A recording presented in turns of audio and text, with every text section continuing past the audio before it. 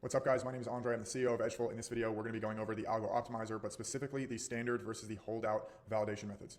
If you guys want a full breakdown of what the optimizer does, go to YouTube and just type in Edgeful Algo Optimizer. It'll come up there. Or if you're in the Edgeful app, go to the full video library, scroll down. Right over here is the video that you need to watch if you want a full detailed breakdown of exactly how this works.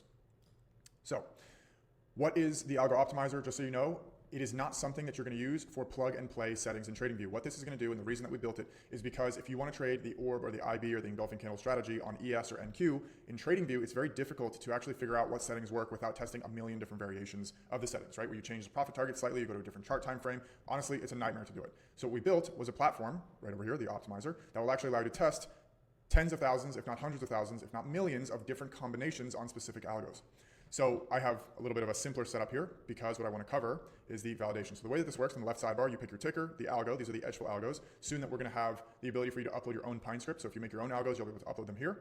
The backtest period of the trailing 6 months, 1 year, 2 years, whatever. This I'll touch on in a second.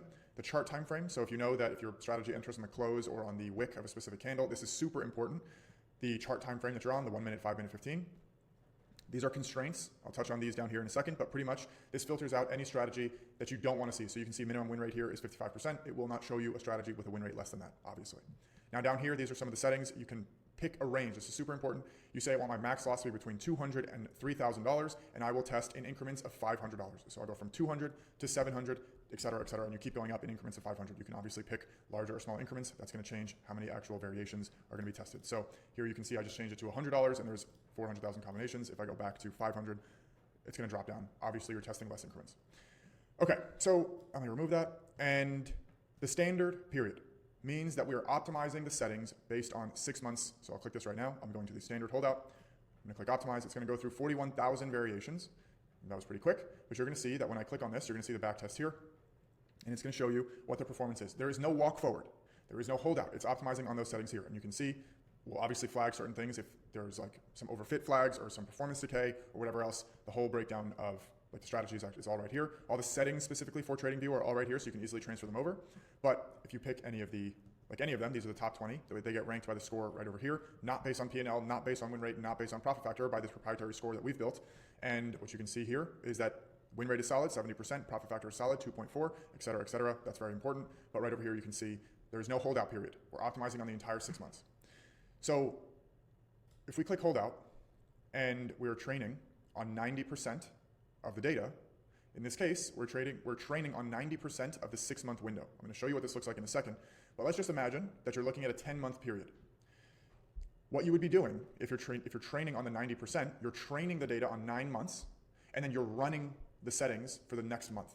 That's what you'd be doing if you're using 90%. That's a very easy way. Just you're doing 10 months, 90% is 9 months. You train and you optimize the strategy on 9 months, and you let it run untouched for the next month, or whatever period you select. So you can see here how much of the data goes to training versus testing. 70-30 means 70% of the trades train the optimizer, and 30% are held back for the testing. So I have 90% here. You can pick whatever you want. Honestly, I would not recommend going like 50-50. I would keep this on the higher end. But if we go down and we click optimize, what you're going to see is we have new columns here: out of sample win change, out of sample profit factor change. So this is the win rate, this is the profit factor. So you can see that a lot of these, the win rate's going to come down, the profit factor is going to come down too.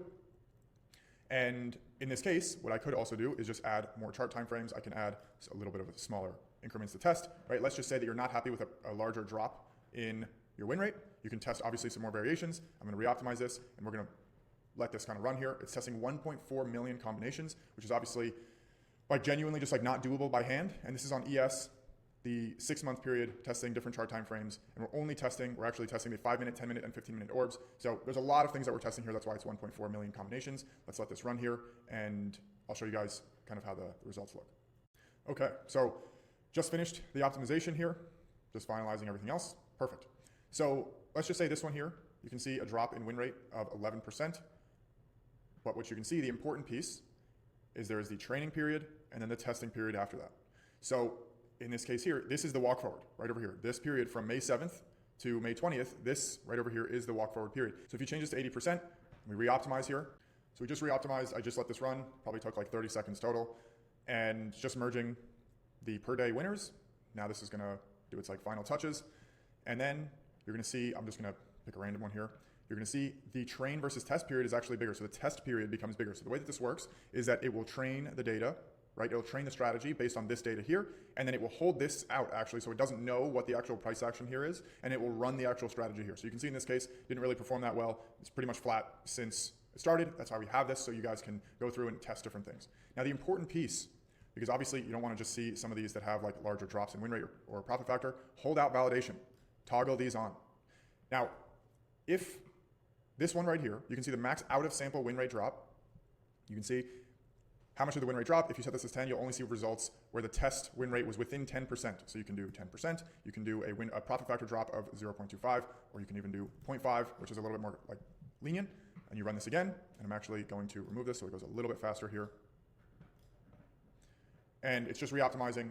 But what you're doing is you're removing anything that has a big drop in win rate. So you can just immediately see exactly what you want to see in terms of strategies that actually hold up in the out of sample period, or the holdout, or the walkthrough, walk forward, whatever you want to call it. Okay, great. So what you can see is actually, you're not going to get, this is super important, sometimes you're not actually going to get the thresholds. So nothing past this right over here. That's very important to note. And what you can do is you can try a different ticker. So instead of testing this manually every single time, what you can do is you can just test a different ticker, and I'm actually just going to remove that, and now I'm going to get my 5-minute orb, and I'm actually going to do, let's just try 15 minutes as well. And now I'm going to re-optimize, so I'm going to click this. Now I'm testing, instead of on ES, I'm testing NQ. Let's see if it actually meets that threshold. Perfect. So we did only get 2. That's very interesting. So you can see that the performance in the walk forward actually improved, right? So let's go over what shows up here differently. The average trade out of sample, the win rate out of sample, the profit factor out of sample, and like this whole section down here is out of sample. The way that this edge decay works is it takes the number of trades that you actually took. It says the average return before, from here to the left, is $626.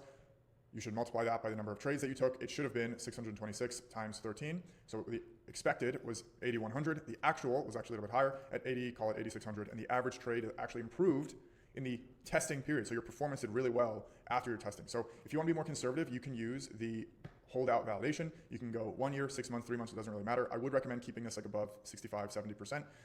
But once you're happy with this, let's just say this one in general, like I would actually be pretty happy with this, you would click run this algo, and what it does, it will move you to this section right over here, and it will give you all of the TradingView settings. So as I scroll down, which I'm not going to do in this video, it will actually display all the settings that you need to put into TradingView in order to recreate this right over here.